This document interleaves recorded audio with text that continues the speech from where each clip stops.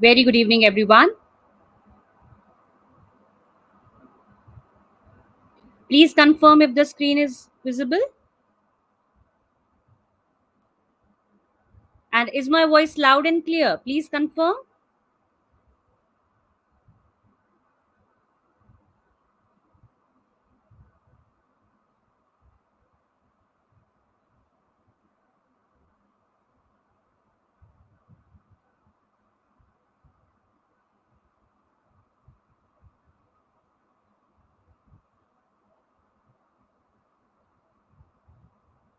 Okay, very good evening, Aishwarya. Very good evening, Jaya, Shubhi. Thank you for confirming, Akash. So, how are you all?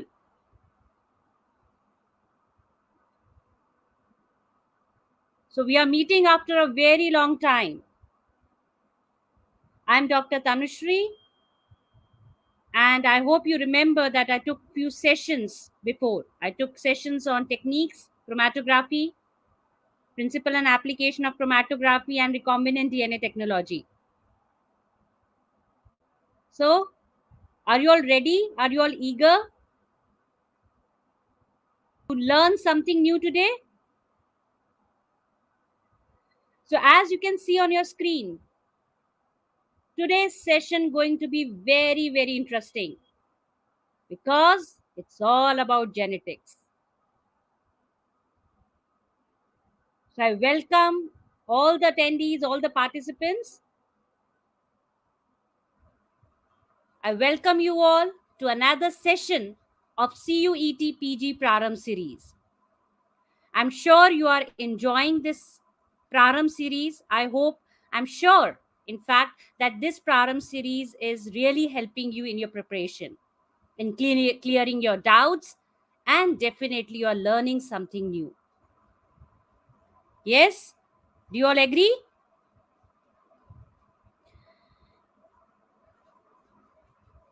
Okay. So today's session is about principles of inheritance, linkage, and crossing over, a topic from molecular genetics. So, before starting with this particular topic, I would like to ask you all one question. Why it is important to study genetics? Yes. Have you ever thought about it? Why we have to study genetics? Why genetics is so important?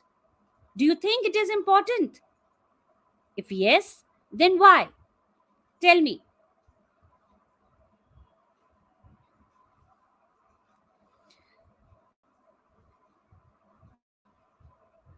You can write in the chat box.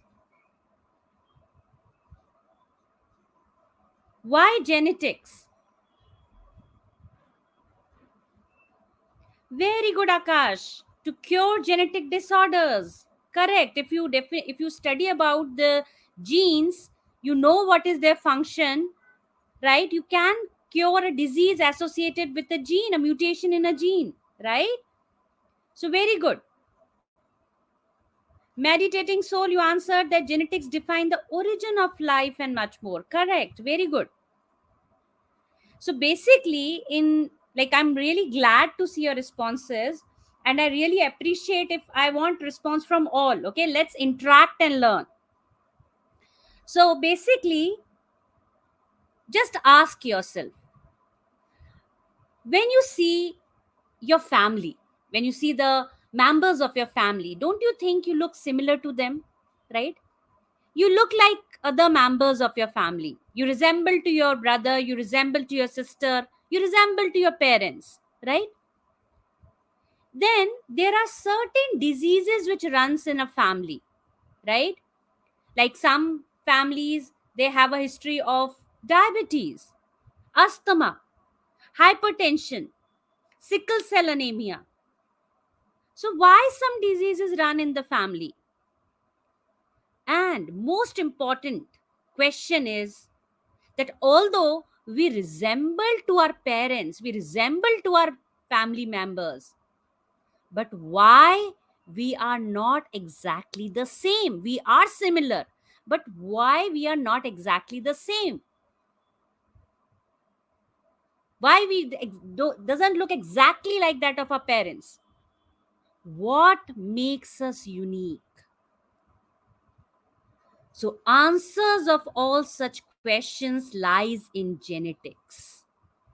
Genetics, a term which has been derived, which has a Greek, it's a Greek word, which means to generate.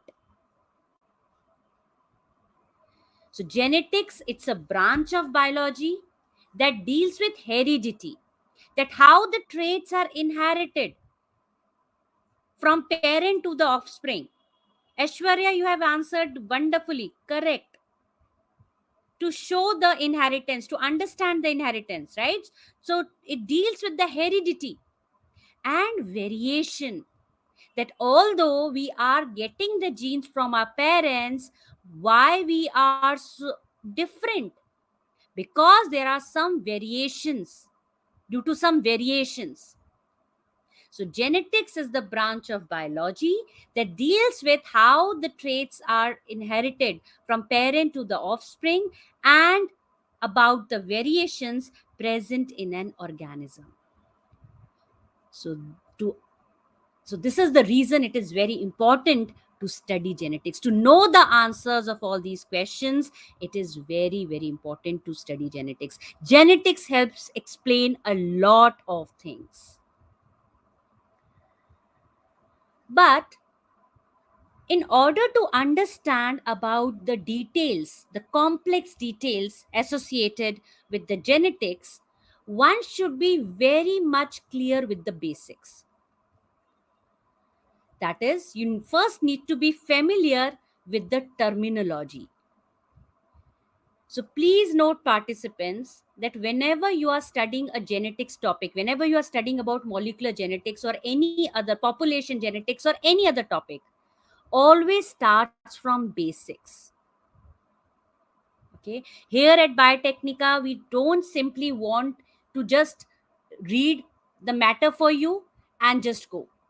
We want you to actually understand what genetics is all about. Like, I'm talking about genetics, so what genetics is all about. So first important point is you should be familiar with the basics. Your foundation should be very much clear, right? So it's a request that whenever you are preparing for any topic for this exam, CUET, always start from the basics of that topic. Okay, so basics are like, what is a chromosome, what is a gene? Like, if I just start asking you about, if I just telling you about monohybrid cross, dihybrid cross, but if these terms are not clear, how will you understand, right? So ask yourself, do you know what is chromosome? Do you know what is gene? Do you know what is allele? What is the difference between gene and allele, right? So let's understand first what is a chromosome. In the nucleus of each cell, there is a DNA molecule which is packed into a thread like structures which we call as chromosomes. And each, so you can say each chromosome is made up of DNA, which is tightly coiled many times around the proteins called as histones that support its structure. So chromosomes, they carry the genes. And when we talk about homologous chromosomes, they are the chromosome pairs which we inherit from each parent. For example, we humans have 46 chromosomes, right? So 23 we get from father and 23 we get from mother, right? So let's say chromosome 1. So there are two copies we get of a gene we get. One copy we get from father and another we get from mother. So like here you can see these are homologous chromosome. So homologous chromosome, meditating soul, you can note down that it is like, we can define homologous chromosomes as the The chromosome, these are the chromosome pairs which inherit from each parent, and they are similar in gene position. Okay, that is, if there is a gene coding for, let's say, seed shape, so it will be present at the same position in both the chromosome, that one we have inherited from father and another we inherit from mother parent, paternal and maternal, right? So two copies, for example, if you're talking about chromosome 1, so there are two copies of a chromosome 1 in a cell, and it would be referred to as homologous chromosome. Then what is a gene? Gene is a basic unit of heredity, you can say. It is the sequence of nucleotides in DNA or RNA that encode the synthesis of a gene product, which can be either RNA or protein, right? So it's a region of the DNA that helps determine a characteristic. That is, it's a sequence of DNA which codes for a functional product, which can be RNA or a protein. Now, how this gene is different from allele? Alleles are variant forms of a gene. Okay, they are alternate forms of a gene. For example, as you can see here, these are homologous chromosome, and they have a gene for seed shape present at this position. Now, the seed shape can be round or it can be wrinkled. So, these are variant forms of a gene, that the gene is for seed shape, but it can be round or it can be wrinkled. And what is locus? It is a specific position on a chromosome where the allele is present. So here you can see this is the locus, that is the gene for seed shape is present at this position on a chromosome. Yes, Atanu, you are right. Different forms of gene are allele. Variant forms of a gene are called as allele. Or you can say gene exists in different versions. So seed shape can be round or wrinkled. So different versions. So that is allele. Then some more terms are there. One is genotype. Genotype is genetic makeup of an organism. When you see around you, you'll find that some people, they have brown color eyes, some have blue color eyes, some plants are tall, some plants they have stem height dwarf, some plants bear red flower, some bear white flower. So point is that how we are able to see such appearances or such characters. This is because of the genetic makeup of an organism. So, genotype is the set of allele that an individual possesses. So, in the previous slide, I told you that there are variant forms of a gene which we called as alleles. So, here I am taking an example of the seed shape in pea plant. So, the seed shape can be round, or you can call it as smooth, okay? Or it can be wrinkled. Now, here I am using a letter to represent the alleles. Fine. So, here I am using this S letter. Please note that whether, like, whichever form of allele you are representing, you will be using the same letter. It's not that you will be using R for round and W for wrinkled. No. Always remember, you will be using the same letter. It's just that one letter you will be writing in uppercase form, another in lowercase. So here you can see that the genotype can be that an individual can possess the same allele at a locus. That is, both the alleles present are for smooth. They're coding for smooth phenotype only, the appearance only, smooth appearance only. Or they can be coding for wrinkled seed shape only. So always remember the individual which possess two different alleles at a locus. So in this, these are homologous chromosome. One we get from father, another we get from mother. One copy we get from father, another copy of the gene we get from mother. And you can see that the alleles which are present, there are different versions of a gene which are present.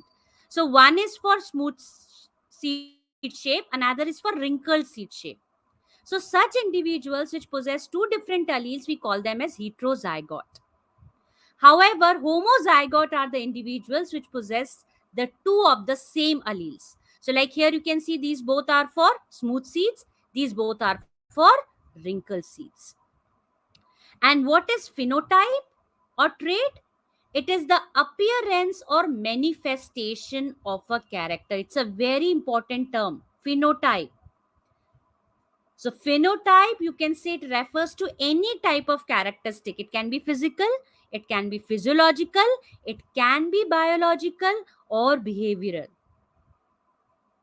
Right? So like the condition of having a smooth seeds is a phenotype.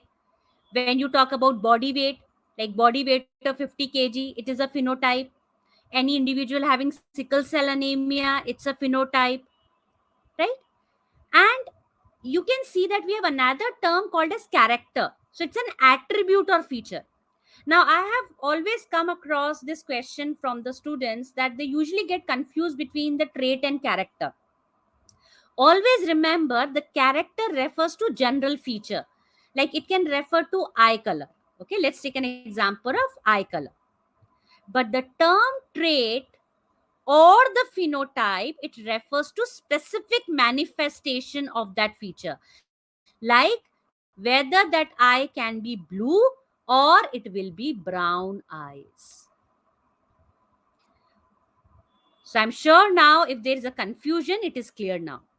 What is the difference between trait and character? Character refers to general feature. Example, eye color. Term trait or phenotype refers to specific manifestation of that feature. Like eye color can be blue, it can be black, it can be brown. Right? So that is phenotype.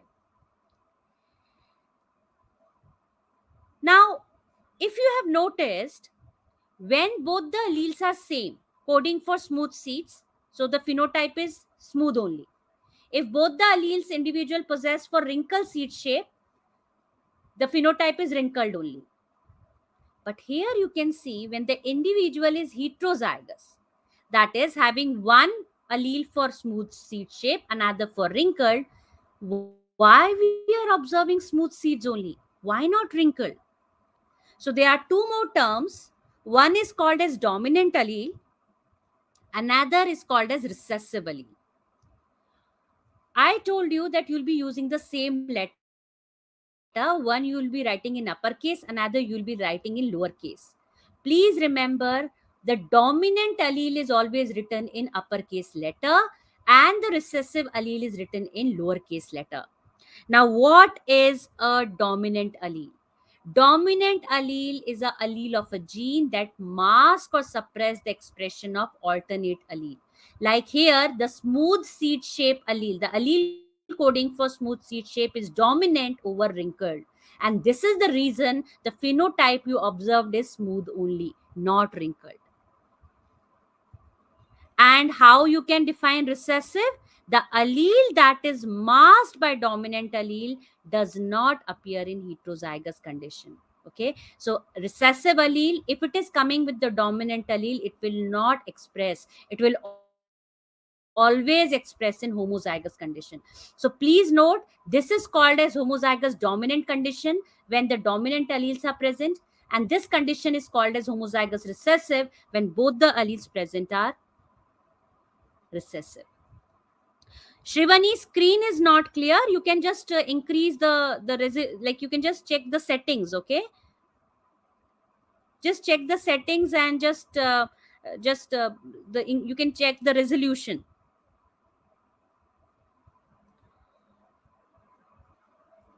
So I hope it is very much clear now the importance of knowing the basics, right?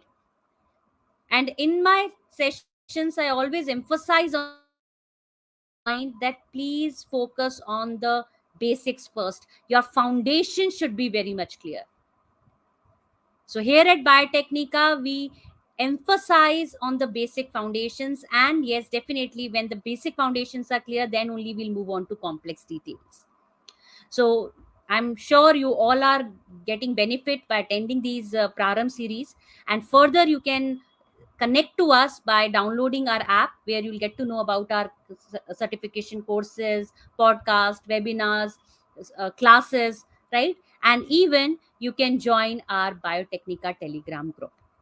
And please stay tuned, students, participants, dear attendees, because in the end, those participants who will be attending the session till the end, they will be getting the notes of this session as well, the notes on this principle of inheritance, linkage, and crossing over.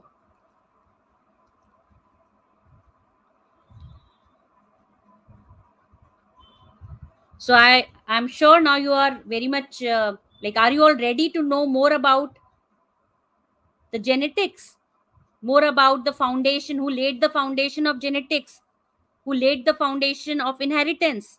If yes, then please write, bring it on. Let me see how many of you are very much excited or interested.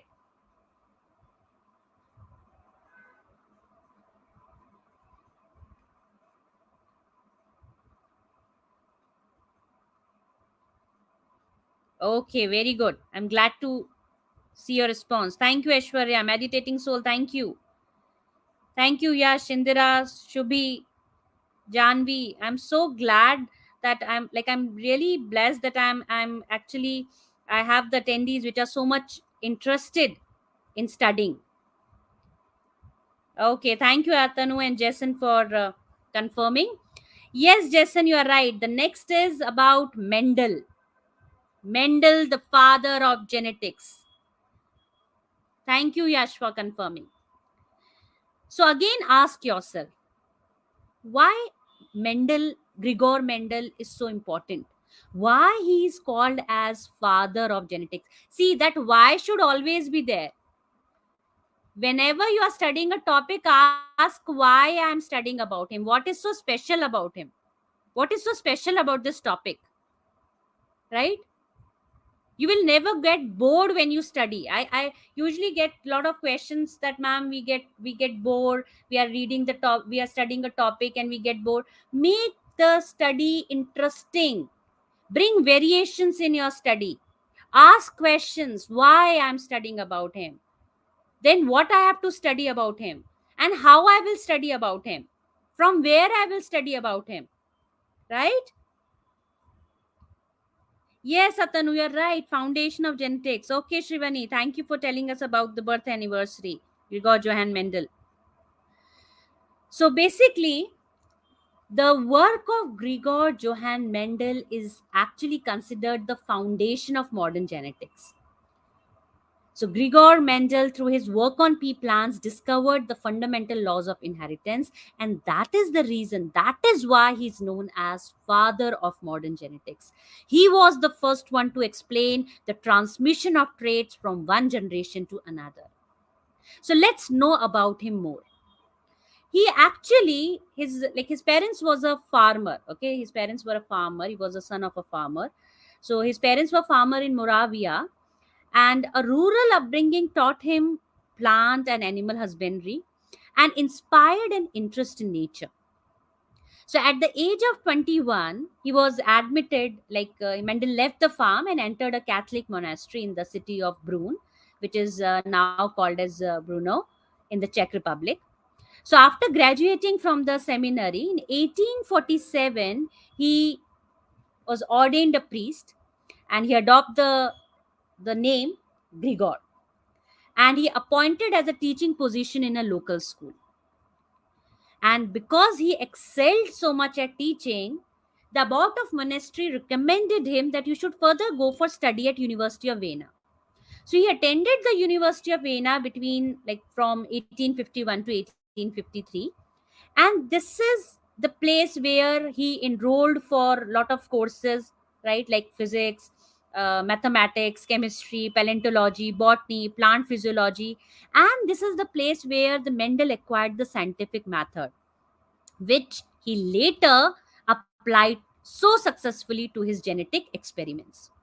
So after 2 years of study in Vienna, Mendel returned to Brno, where he taught at school and began the experimental work with pea plants. So he conducted breeding experiments from 1856 to 1863, and he presented his results publicly at the meetings of the Brno, that is Natural Science Society in 1865. But at that time, the scientists at that time, they didn't recognize the Mendel work. Mendel work received very little attention from scientific community at that time. So later, like in 1900s, the Mendel, whatever Mendel actually discovered, it was rediscovered by three botanists independently: Carl Correns, Hugo de Vries, and Eric von Chemack. So Hugo de Vries in Holland, Carl Correns in Germany, and Eric von Chemack in Austria. So basically, they were also performing some experiments, and as they were looking for scientific literature for to support their data, their own theories of heredity, they found that Mendel had already performed a detailed and careful analysis 35 years earlier.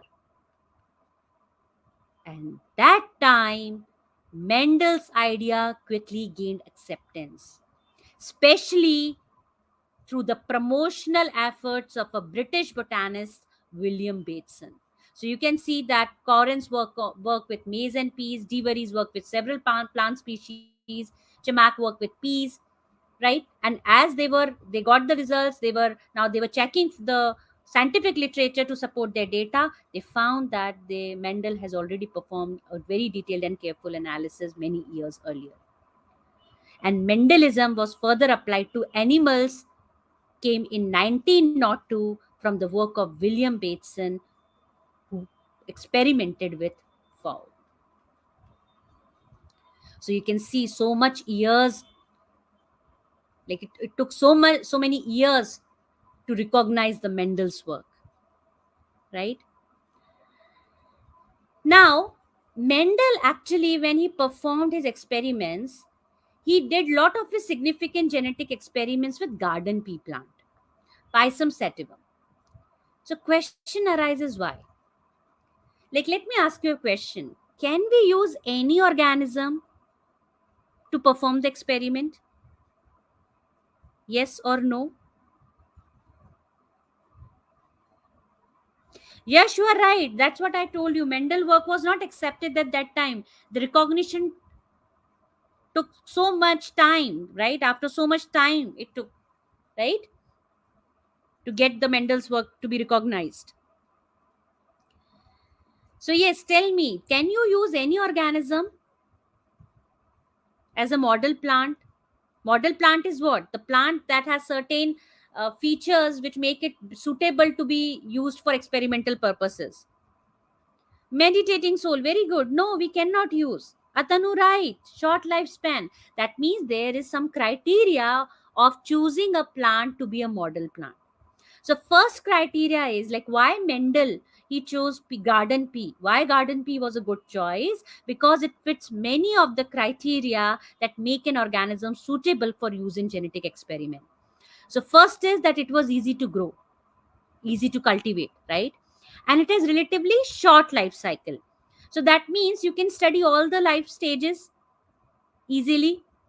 Peas grow relatively rapidly. They can complete an entire generation in a single growing season. Now, obviously, if you compare it with the bacteria, so like if we talk about today's standards, one generation per year seems slow, frightfully slow. Like fruit flies complete a generation in 2 weeks, just 2 weeks. Bacteria in 20 minutes. But at that time, Mendel was under no pressure, to publish quickly and to follow the inheritance of individual characteristics for several generations. Just imagine if he had taken horses. He might never have been discovered the basis of inheritance. So obviously, if you compare with horses, the pea plant is the better choice, right?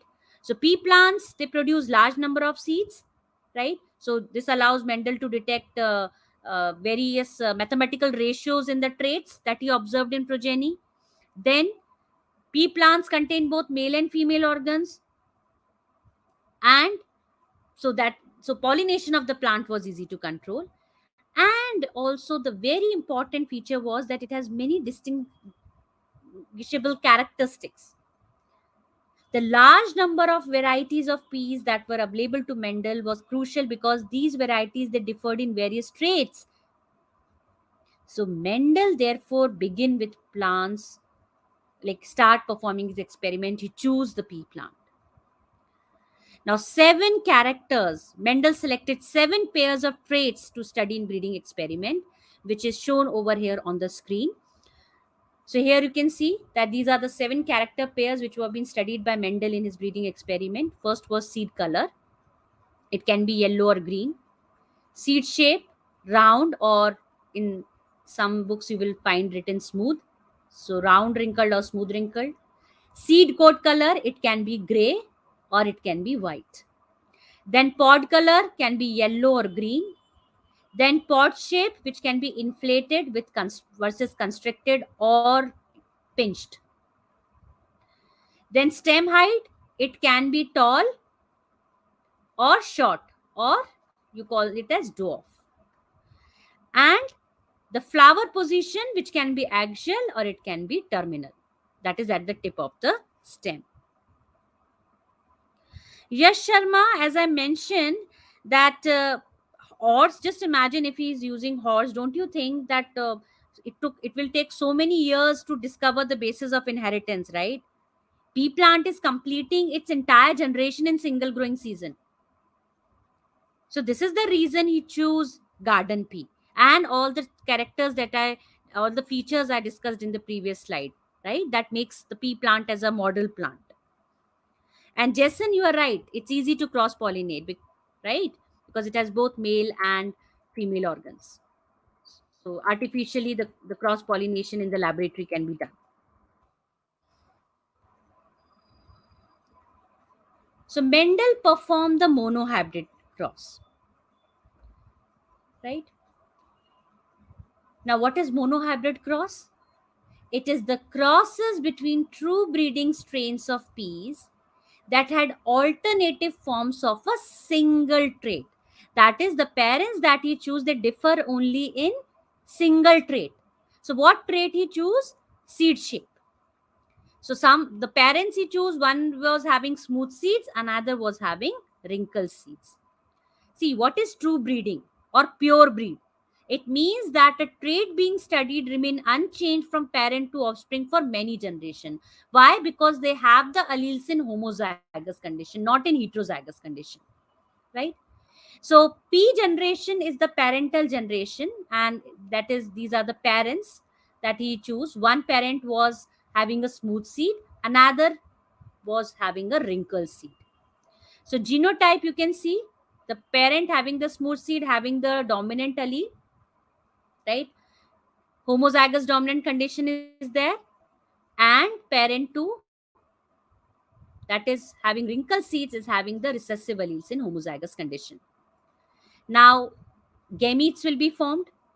So gametes formed will be 2 gametes, like here you can see the same type of gametes will be formed, right, having the dominant allele. This plant also will form the same type of gamete with the recessive allele. So when these two parents are crossed, the F1 generation is first filial generation. So how do you define F1 generation? It is the progeny of mating of individuals of the parent generation. So here you can see we have drawn some square and we have divided it. So basically this procedure is called as Punnett square method. This is a Punnett square method, which has been named after the British geneticist R.C. Punnett. So it is a straightforward way of predicting the outcome of crosses. Like what would be the genotype in the offspring, genotype combination in the offspring. So how do you draw a Punnett square? You can simply draw the square, right? Like you can draw a grid. So you can draw a square, or you can make like draw the rows and columns, right? And please note that on one side you will write down the gametes of one parent produced by one parent, and on another side you will you will write down the gametes produced by the another parent, right?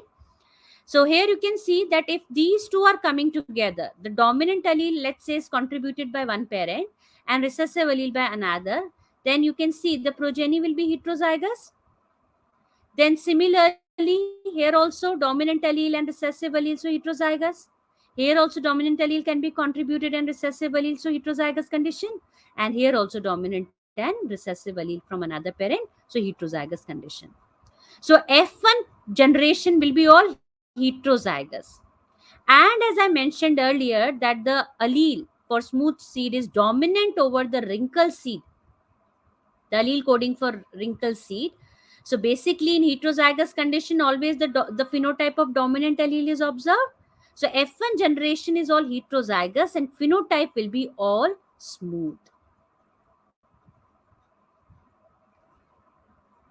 However, when the selfing of F1 generation is done, yes, you are right, 3:1. I'm coming to that point.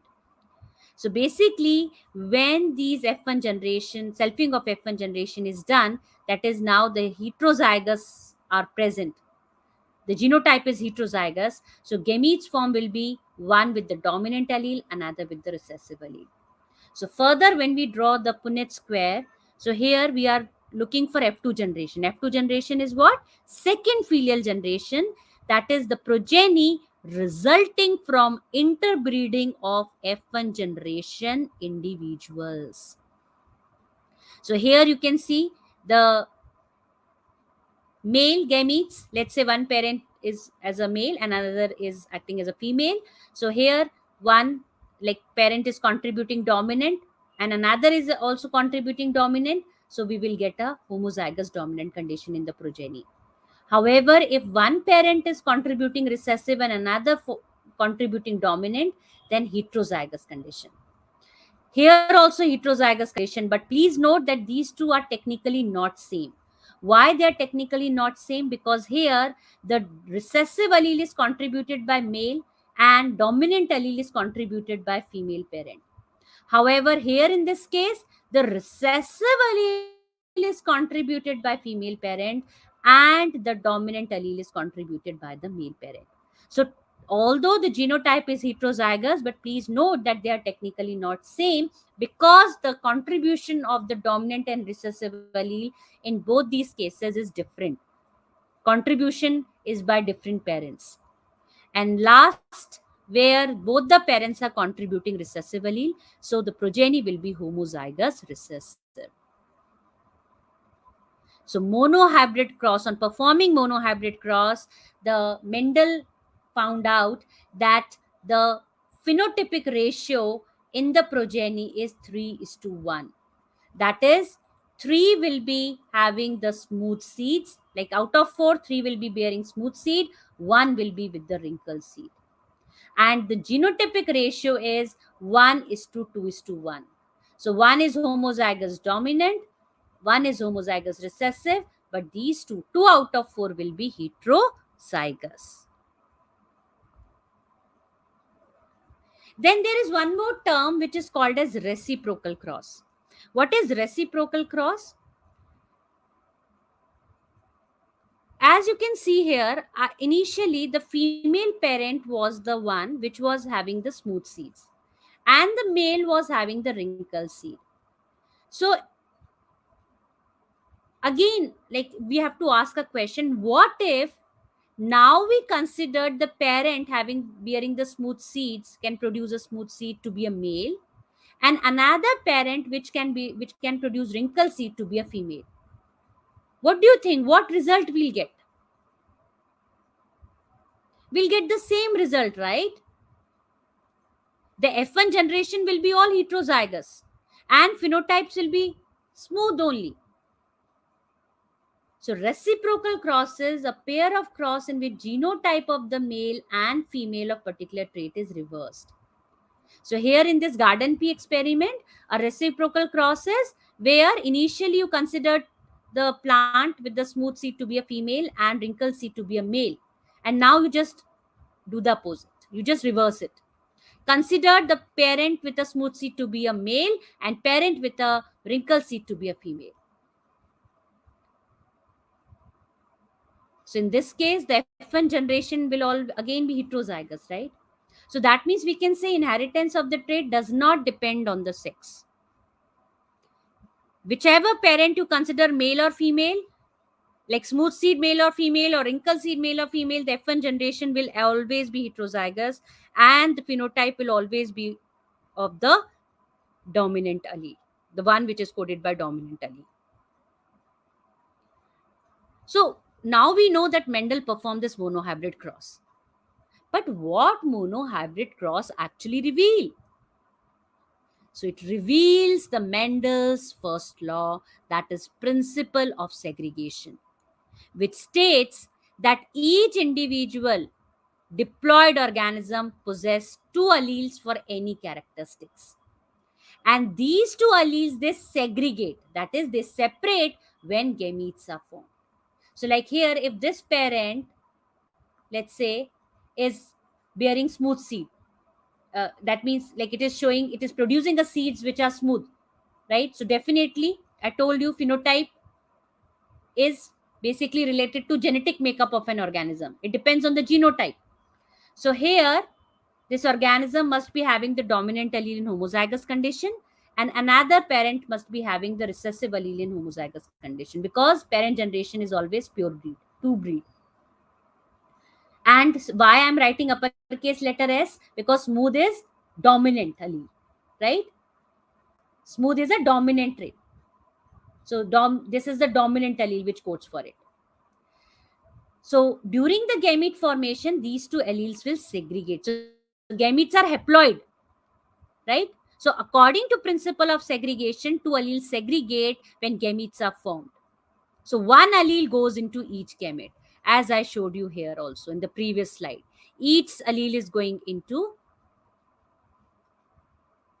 separate into each gamete. And these two alleles, they segregate into gametes in equal proportions. Half, like we are getting the two types of, like we are getting the gametes, so they are in equal proportions.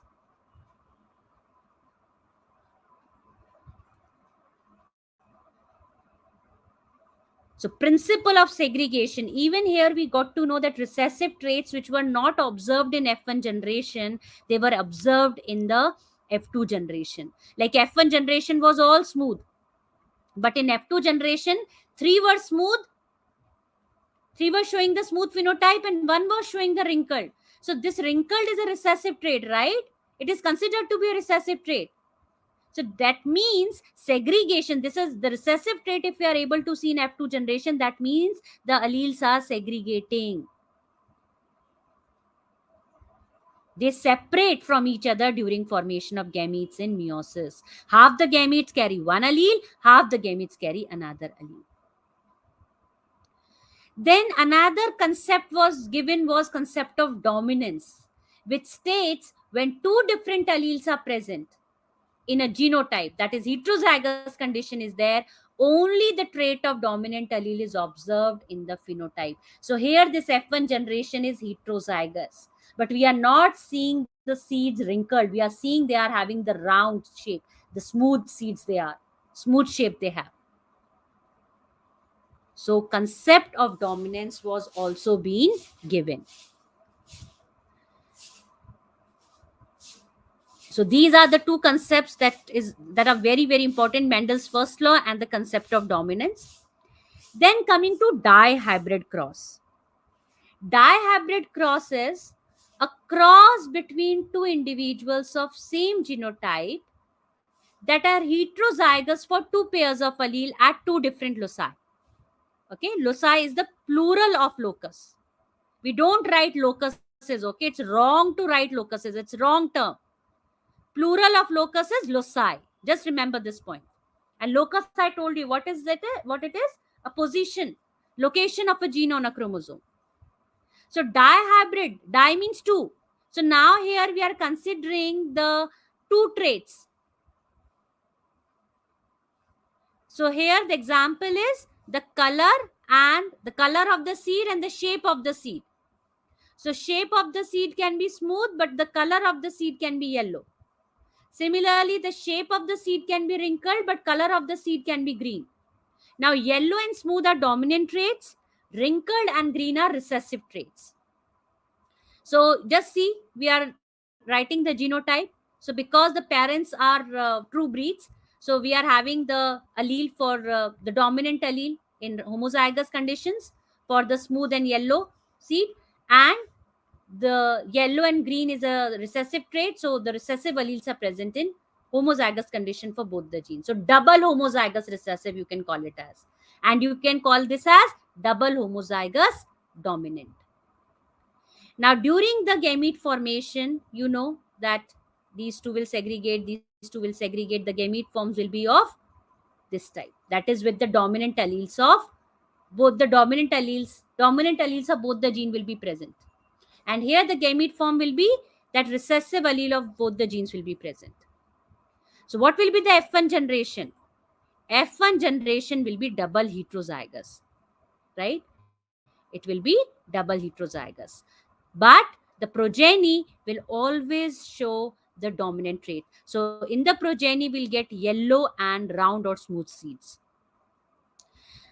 Please note, participants, dear attendees, that whenever you are studying genetics, try to use these terms when you study. Okay, double homozygous recessive, triple homozygous recessive, or homozygous dominant, homozygous recessive. Okay, when you bring it into your practice, more your concepts will be clear. I know these terms can be quite confusing for some of you, but the trick here is, the strategy here for studying is that whenever you are studying genetics, try to apply these terms, bring it, okay, read it like this, that okay, this condition is double heterozygous. Okay, read it like this. So when you learn, when you study this way, the concepts will be more clear, the terminology will be better, will be more clear to you. So this was F1 generation. Now what will happen when you perform the selfing of F1 generation? So here you can see, this is where we are performing the selfing, and in the progeny, that is in the F2 generation, we'll get 16 offspring. In monohybrid, 4 offspring. In F2 generation, in dihybrid cross, there are 16 offsprings which are produced. And you can see that the phenotypic ratio here is 9:3:3:1. So just first see the gametes which are formed.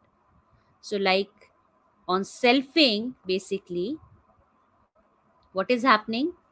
The dominant allele of one gene, okay, this dominant allele of the gene coding for the seed shape can come with the dominant allele of another gene, that is for color, or it can also come with the recessive allele of another gene. I usually get this complaint from the students that, ma'am, we are not able to write the gamete combination. We often get confused. They actually share this problem, and I'm sure some of you might be actually struggling with this problem right now, that how to write the gamete combination. So very easy way is that, you know, you are considering two genes here. Every gene will have its two versions, right? So one gene is smooth, one gene is for seed shape. So one version is this, it can be smooth or it can be wrinkled. Similarly, another gene you are considering for seed color. So seed color can be yellow or it can be green. You have to use the same letter, right? You cannot use G here for green. I told you in the beginning, same letter has to be used. Now, when you're writing the gamete combination, like this is the selfing we are actually showing, right? So always consider the dominant allele of one gene and draw its combination with the dominant allele of another gene and recessive allele of another gene. So you can see here, this is my first combination, and here you can see this is the second combination. Now, these two are done. Then write down the recessive allele of the same gene and draw it combination with the dominant allele of another gene and recessive allele of another gene. So these are the two gametes which are shown here. Easy, right? Isn't it easy? I'm sure now you will never forget this concept. How to draw the gamete combination. Don't do the rote memorization. To understand the genetics, you have to write and learn. Okay, you have to draw the crosses. So here, the phenotypic cross, I was telling you about the phenotypic ratio actually, that is 9 is to 3 is to 3 is to 1. And genotypic ratio is 1 is to 2 is to 2 is to 4, 1 is to 2, 1 is to 2, and 1. So from exam point of view, you have to learn both the phenotypic ratio and genotypic ratio of the crosses, monohybrid and dihybrid crosses. Now, why this dihybrid cross was so important? Like, what exactly Mendel actually discovered from this cross, dihybrid cross? So he gave the principle of independent assortment. He gave the principle of independent assortment. Mendel recognized in his dihybrid cross the principle of independent assortment, that is Mendel's second law. This principle states that allele at different loci separate independently from one another. Now, what is the meaning of that the alleles at different loci separate independently from one another? It means that it is not always the case that the dominant allele of both the genes will come together and recessive allele of both the genes will come together. No, the dominant allele of one gene can come with dominant allele of another gene, or it can come with recessive allele of another gene. Similarly, recessive allele of one gene can come with dominant allele of another gene or recessive allele of another. Because if this would have been the case, where the genes are dependent, where the alleles at different loci, they are separate, they are dependent, then we will never get 9 is to 3 is to 3 is to 1 phenotypic ratio in the progeny. So, what is the meaning of alleles separate independently? This is the meaning, that it's not that the dominant allele of both the genes are coming together and recessive alleles are coming together of both the genes. No, they can separate independently. Dominant allele of one gene can come with dominant allele of another gene, or recessive allele of another gene, or vice versa. And very important point, please note everyone, a common mistake is to think that the principle of segregation and principle of independent assortment, they refer to two different processes. It is wrong. It is a common mistake that usually the students, they make out, that they consider principle of segregation and independent assortment same. No, you can say that principle of independent assortment is an extension. I'm repeating again. Principle of independent assortment is, you can think of as an extension of principle of segregation. Principle of segregation states that two alleles of a locus separates when the gametes are formed. But the principle of independent assortment states that when these two alleles, they separate, their separation is independent of the separation of the alleles at other loci.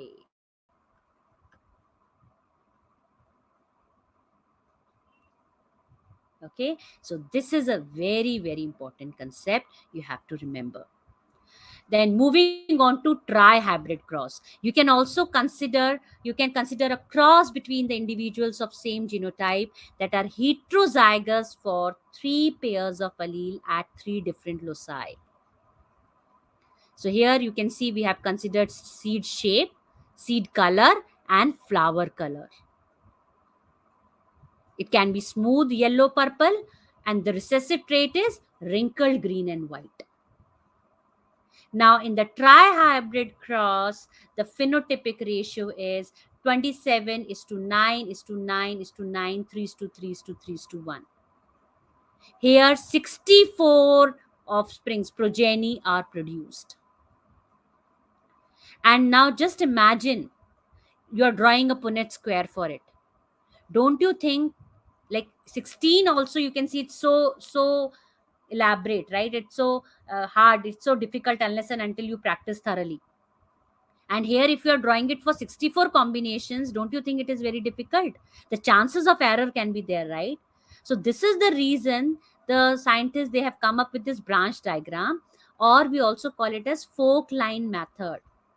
The fork line method, where in order to determine the phenotypic or genotypic ratio in the progeny, we consider one gene pair at a time. Like you will not write all combined smooth yellow, purple, and wrinkled green, white. Like, F1 generation will be triple heterozygous. It's very easy. But when you're performing the selfing of the F1 generation, then in F2 generation, if you have to determine the phenotypic ratio, genotypic ratio, it is very difficult. So here we consider one gene pair at a time. You will write down the phenotypic ratio for the one trait. Okay, like here you are writing seed shape, here you are writing seed color, and here you are writing the flower color. So you know that if I'm writing smooth, if I'm writing this, if I'm writing about the, if I'm considering the cross between the plants, which differ in the seed shapes, like one can have the smooth, another can have the wrinkled. So we all know that it's a kind of a monohybrid cross. And in a monohybrid cross, we always get a 3:1 phenotypic ratio, right? So in the previous slide, I told you have to remember the phenotypic and genotypic ratios. So you have to simply write down that 3 out of 4 will be smooth and 1 out of 4 will be wrinkled. So what is the phenotypic ratio in monohybrid cross in F2 generation? 3:1. So you have to recall that concept, and you will be writing down the phenotypic ratio. Okay, so we are considering one gene pair at a time. First point. Second, you are writing down the monohybrid cross phenotypic ratio in F2 generation. So you will write it down for the seed shape. Now then next gene you are considering is for seed color. So seed color can be yellow or green, where yellow is a dominant trait. So 3:1. But the important point to note here is that you will be writing 3:1 separately for smooth and 3:1 separately for wrinkled. And you will be connecting them with a branch. So, like I told you, it is called as fork line method. So it resembles to a shape of a fork. That is why the name is given fork line method. And now you will be writing the third gene pair, that is for flower color, which can be purple and white. Purple is a dominant trait. Now please note that you will be writing 3:1 ratio separately for smooth and yellow and separately for smooth and green. Similarly, separately for wrinkled and yellow, separately for wrinkled and green. So if I have to ask you how many plants will be, or how many progeny will be smooth yellow and purple, so how will you find out? You know that there are total 64 offspring. So you have to simply multiply these numbers. 3 into 3 into 3. That gives you 27.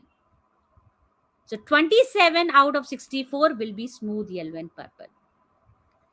Similarly, can you tell me how many will be wrinkled, yellow, and purple?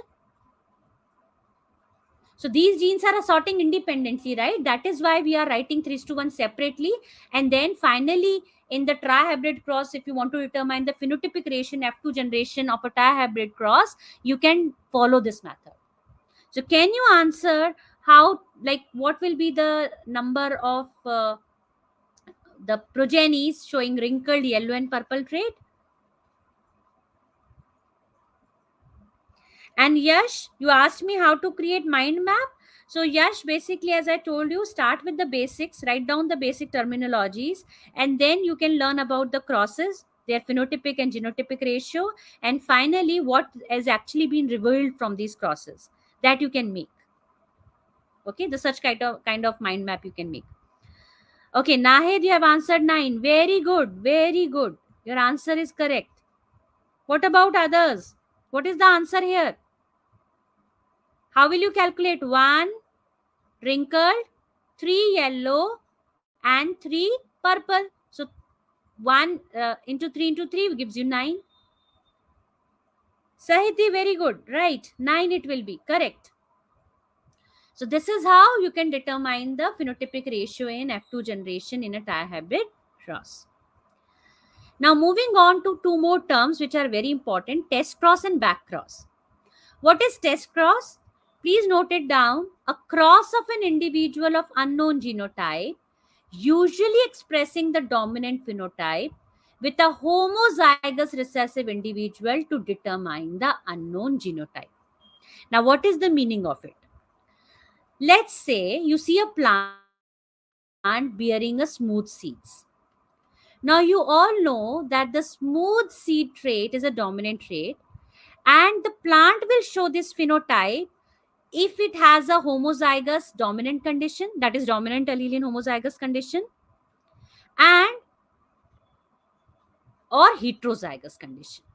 Because you know in heterozygous condition also the dominant trait will only express. So if a plant is producing a smooth seeds, how do we know that that plant is having the alleles in homozygous condition or heterozygous? So to check, to determine the genotype of this individual plant, we perform a cross with a homozygous recessive parent. So that cross is called as test cross. This type of cross is called as test cross. So like here as it is shown, that if a parent is having the dominant allele in homozygous condition, it will show smooth seed. Even if it has a alleles in heterozygous condition, it will show smooth seed. So how do we know that this parent one is actually, what is its genotype? Is it homozygous dominant or heterozygous? So for that, we are performing a cross with the homozygous recessive parent. So you know here this parent will form one type of gamete only with the dominant allele. Here this parent will form, the recessive parent, homozygous recessive parent will form the gamete with recessive allele. So all the progeny, so these two gametes will fuse together and form a progeny which is having a genotype heterozygous. And all the progeny here will be smooth seeds. But if a parent is heterozygous, if the individual showing smooth seed is heterozygous, having heterozygous allele combination, and you are crossing it with the homozygous recessive parent, the homozygous recessive parent will form only one type of gamete. But this heterozygous will form two type of gamete, one with the dominant allele, another with recessive allele. Now, either the dominant allele of one of this parent and the recessive allele of another parent can come together. So in this case, heterozygous condition. Or if both the recessive allele, the gametes, if the recessive allele, like these gametes with the recessive allele fuse together, in that case, we get homozygous recessive condition. So in this case, you can see 50% are, like half are bearing smooth seed, half will be showing the wrinkle seed. So what is the ratio here? 1:1. So here 100%, all the plants will be heterozygous if the parent is having a genotype homozygous dominant. But if the parent is heterozygous, then in that case, the progeny will show 1:1 ratio. 50% will be showing smooth seed, 50% will be showing wrinkle seed. So you performing the test cross, we can determine the genotype of an individual. So if a plant with dominant trait is test cross, the progeny exhibit 1:1 ratio of dominant recessive phenotype, then the plant must be heterozygous. So smooth seed is a dominant trait, wrinkle seed is a recessive trait. And one more term is there called as back cross. What is back cross? When you are crossing the hybrid, the F1 genotype, with either of the parent genotype, that is either homozygous dominant or homozygous recessive. So you can say that one of the cross in a back cross is a test cross. Because when you are crossing the F1 genotype individual with that of homozygous recessive, that is a test cross. So in a back cross, we are performing the cross with either of the parent genotype, this one or this one, homozygous dominant or homozygous recessive. Okay.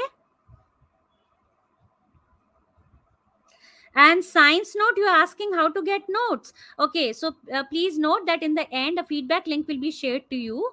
You have to fill the feedback form, and then the link will be like, you'll get, like, in the end, you have to attend the session till the end, and in the end, the link for the notes will be shared. Okay, I hope it answers your question, science notes. And yes, Sharma, yes, at the end, you are right. Now, quickly coming over to linkage and crossing over. Students, I'll take 10, 12 minutes more. I hope you are okay with it. Yes, are you ready to know about linkage and crossing over? Please confirm. Are you finding it interesting? Don't you think this genetics is so interesting? Right? Don't study it just for the sake of exam. Just try to understand. We are trying to understand ourselves by studying genetics, right? Okay, thank you for confirming, everyone. So, linkage and crossing over. Now, what is linkage? This is a chromosome, okay? The structure of chromosome is that it has a centromere, it has a short arm P arm called as P arm and long arm Q arm. Now, on this chromosome, the genes are located at a, that is, locus, at a specific location.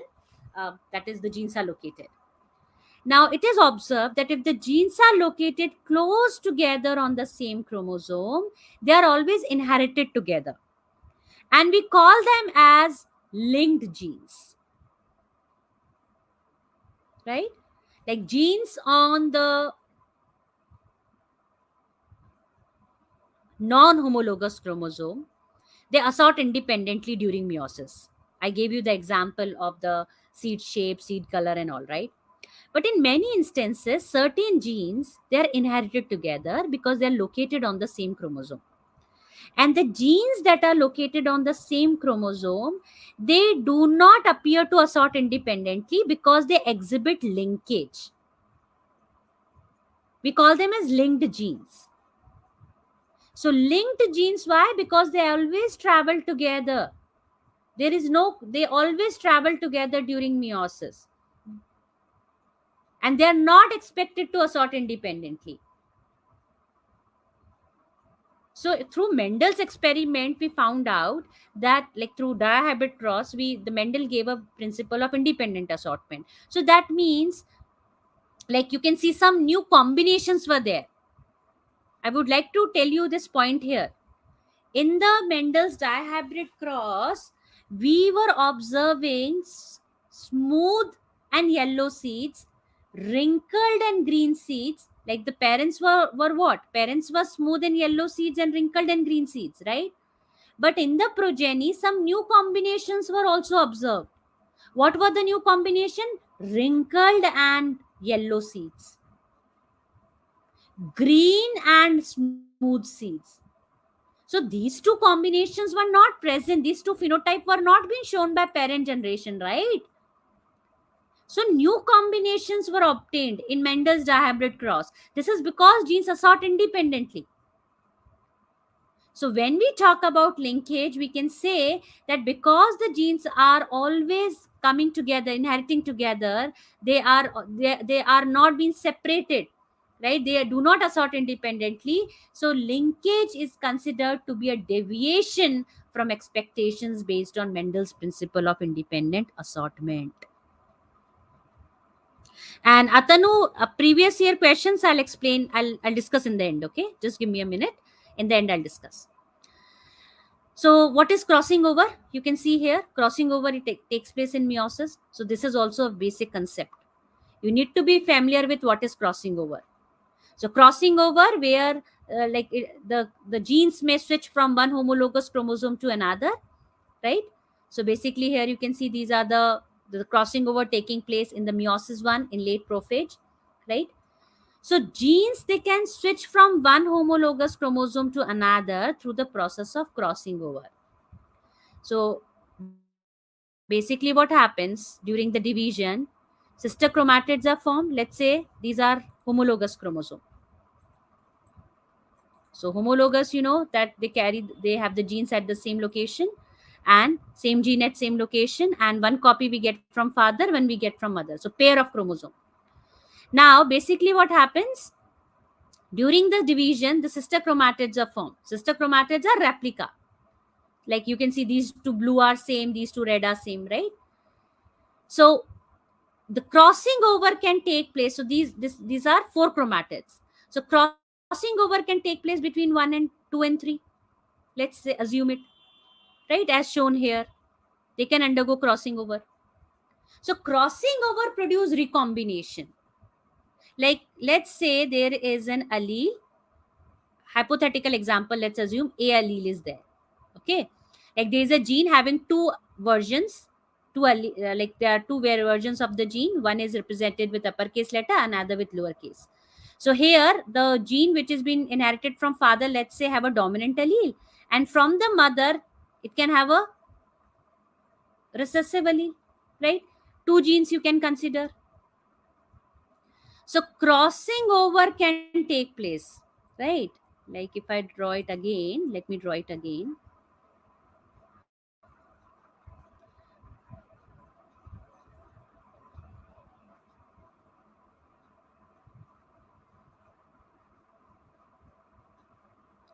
So try to draw and learn, okay? The key is you have to draw and learn.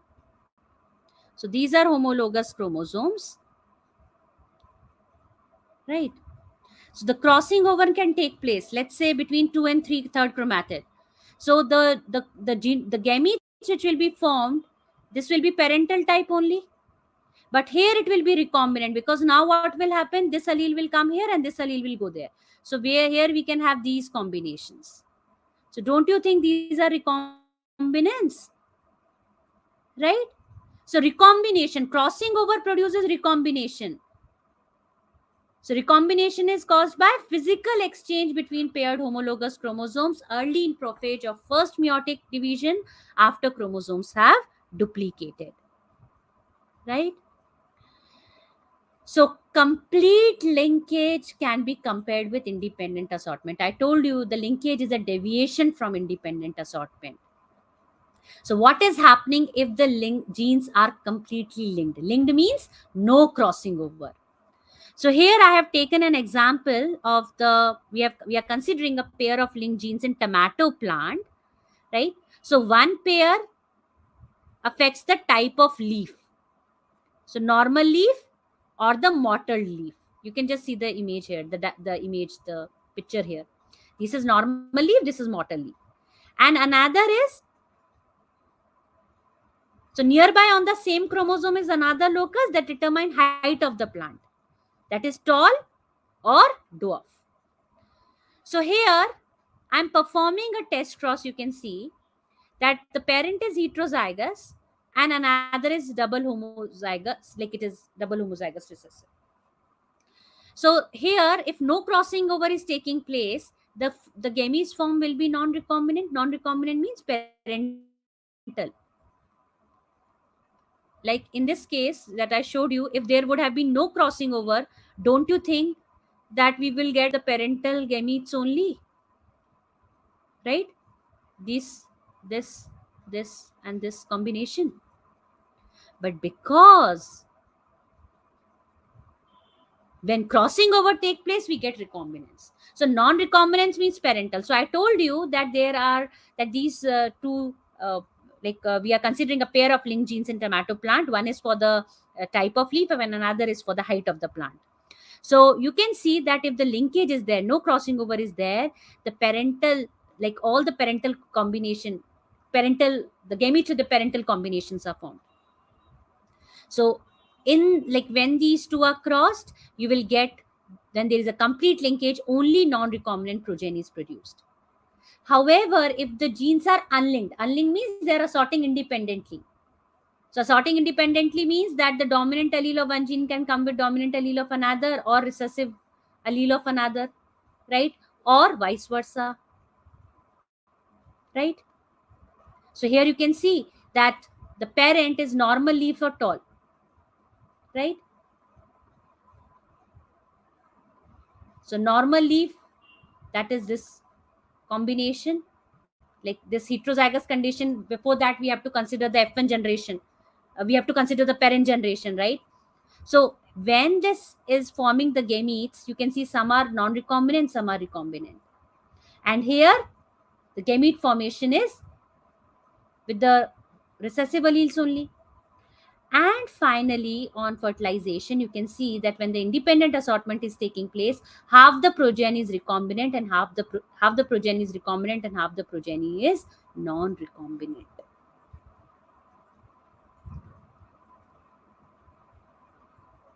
So recombinant means it will be showing the traits like normal leaf and dwarf. So none of the parent was normal leaf and dwarf, and motile leaf and tall. So none of the parent was motile leaf and tall. So these are recombinants. And normal leaf tall, motile leaf dwarf, these are resembling to the parental combination. You can even see this is resembling to this parent genotype, and this one is resembling to this parent genotype. So 50% recombinant offspring, 50% non-recombinant. But genetics is all about exceptions. We always get a surprise in genetics. Sometimes the linkage is rarely complete. That is, you can learn it this way, that linkage can be complete or it can be incomplete. When it is incomplete, you will get recombinants. That is, new combinations will be there. Incomplete, no crossing over.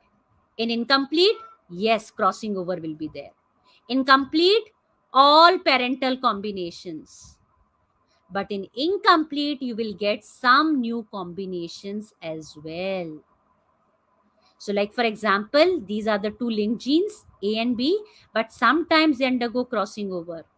So you can see after crossing over, the first chromatid does not participate, so it forms a non-recombinant. Fourth chromatid did not participate in crossing over, so it is again forming the non-recombinant combination. But second and third, as they undergo crossing over, the progeny is recombinant, having the recombinant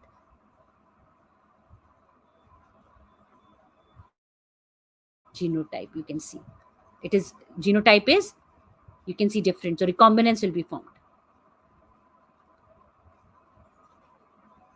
But how will you differentiate it from independent assortment? In independent assortment, we are also getting recombinants, right? See, when there is no crossing over, these are the parental combinations, right? So these are homologous chromosome. If no crossing over occurs, all the resulting chromosomes in gametes have the original allele combination.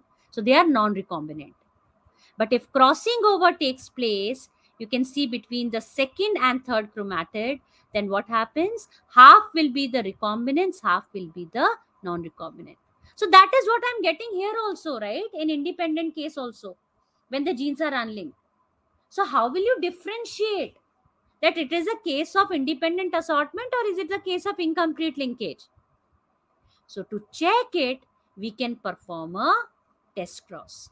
So if in the exam they'll ask you which cross is being used to check for whether the genes are linked or assorted independently, you will perform test cross.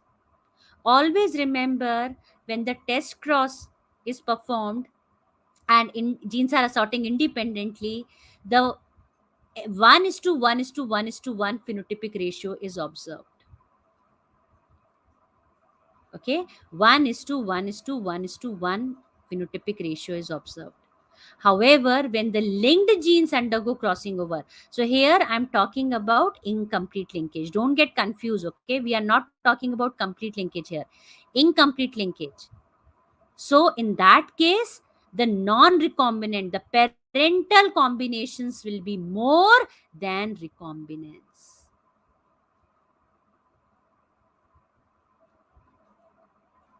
This is the point you all have to keep in mind. Okay, so like I'll just show you the diagram again. In independent assortment, you can see that we are getting the non-recombinant progeny and recombinant progeny 50-50, right? So when you are performing a test cross, then you will get 1:1:1:1 phenotypic ratio. The Mendel's dihybrid cross test cross ratio is 1:1:1:1. But if the genes are linked and they are showing incomplete linkage, then in that case, the recombinant progeny will be less. You can see only 8 and 7. But the non-recombinants will be maximum.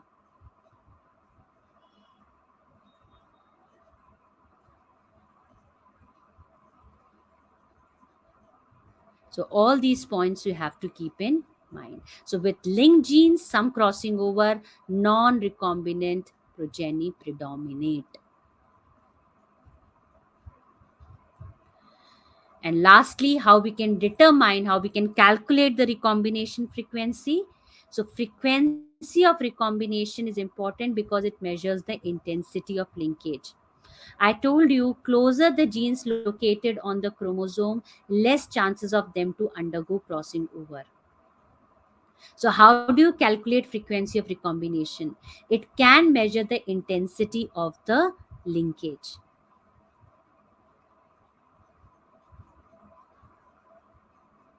So basically, we have a formula, that is recombination frequency is equals to number of recombination progeny by total number of progeny into 100. So here you can see 8 and 7 are recombinant. So we will write 8 plus 7, and total progeny will be both non-recombinant plus recombinant.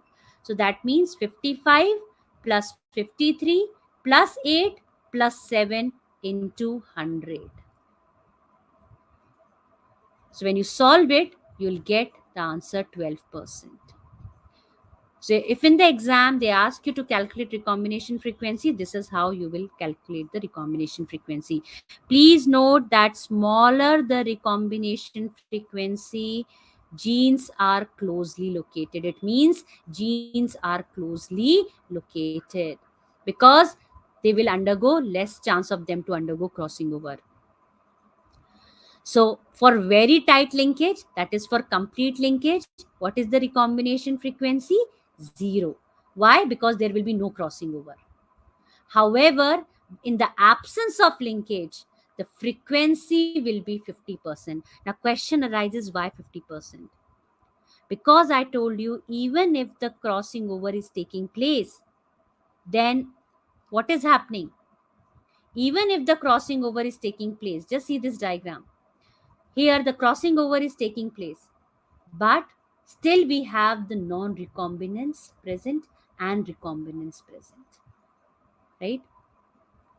That is 50% of the resulting gamete will be recombinant, and they will be 50% will be non-recombinant, right? So this is the reason this frequency, in absence of linkage, the frequency can never be more than 50%. So 50% will only be recombinant. And what is the formula? Recombinant, number of recombinants by total progeny. So total progeny will be non-recombinant, right? Plus recombinant. So 50 non-recombinant plus 50 recombinant, that is 100. So 50 by 100 into 100, because we are calculating the frequency of recombination. So 50% only. 50%. This is the reason recombination frequency can never be more than 50%.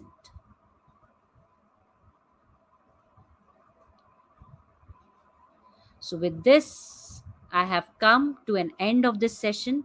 I am sure today you have learned some new concepts, and definitely it will be very much helpful for your exam preparation. So it's time for the concept check. It's time for practice few questions. So here comes the first question on your screen. You can see that the questions asked are not very hard. They are very direct based on the concepts that we have discussed today.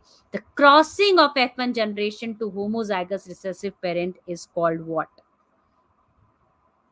Is it a test cross? Is it a back cross? Is it F1 or all of the above? So that means to answer this question, you should know what is a test cross, what is back cross, what is F1 cross. So tell me, quickly tell me what is the answer here.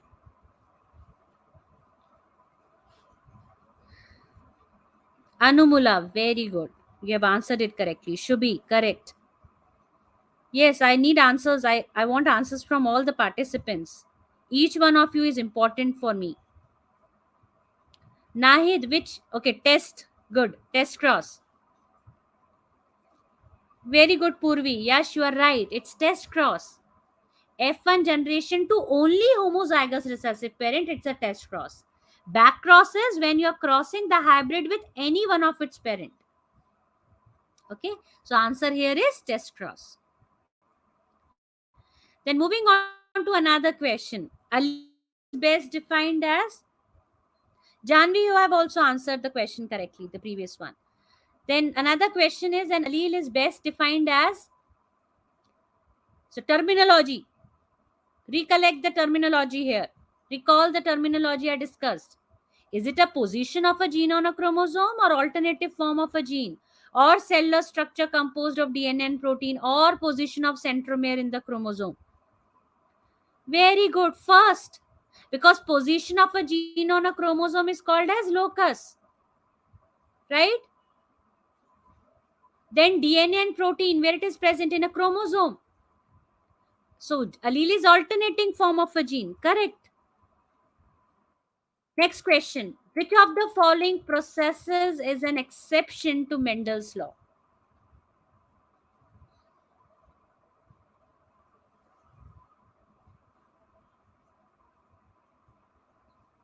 If you have paid attention, I specifically mentioned this statement in my slide, one of my slide, that dash is an exception to Mendel's law. Which one it is?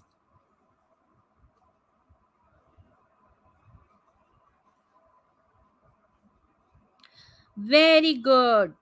I'm really glad to see all your responses. So that means now you all have understood the concept. Sudhakar, what it will be? It is linkage. Okay? Nahed, Anumula, very good. Shubhi, Janvi, Yash, very good. You have answered correctly. And Sudhakar, I really appreciate you for your response. This is how we learn. So answer is linkage. Okay? So this is just a glimpse of what the type of questions can be asked in exam. But you all have to go through all these concepts thoroughly. And as I mentioned earlier, that in the end, the link will be shared with you. The notes link will be shared with you. Okay. So, all the very best for your preparation, dear participants. I'm sure, because I can see your response, so I know that you all will do best in your exam. You will definitely crack this exam, and all the very best. And stay connected with us. As I mentioned earlier, you can join our Telegram group and you can join our BioTecNika. You can download our BioTecNika app. So, keep in touch.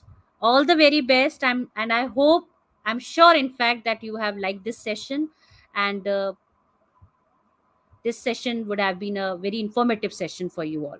So, thanks a lot for staying with me till end, and all the very best. So, with this, I end my session now. Thank you and take care.